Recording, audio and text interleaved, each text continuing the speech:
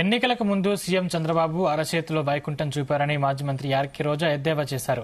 అధికారంలోకి వచ్చిన తర్వాత ప్రజలకు నరకం చూపిస్తున్నారని మండిపడ్డారు. వైసీపీ నేతలు, కార్యకర్తలను వేధిస్తున్న కూటమి ప్రభుత్వానికి తాము అధికారంలోకి వస్తే వడ్డీతో సహా చెల్లిస్తామని ఆమె హెచ్చరించారు.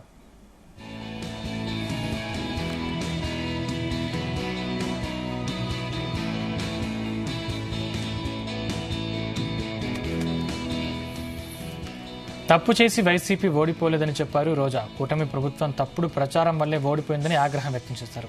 వచ్చే ఎన్నికల్లో భూమన కరుణాకర్ రెడ్డి ఆధ్వర్యంలో కుప్పం సహా 14 స్థానాలను కైవసం చేసుకుంటామన్నారు. 6 నెలల్లోనే అలీబాబా అరడజను దొంగల్లా మారారని కూటమి ప్రభుత్వంపై రోజా విమర్శలు గుప్పించారు. జగనన్నను ఎందుకు ఓడించామనే పశ్చాత్తాపం ప్రజల్లో కనిపిస్తోందని ఆమె వ్యాఖ్యానించారు. నగర నియోజకవర్గంలో భవిష్యత్తు కార్యాచరణపై నిర్వహించిన సమావేశంలో ఈ వ్యాఖ్యలు చేశారు రోజా.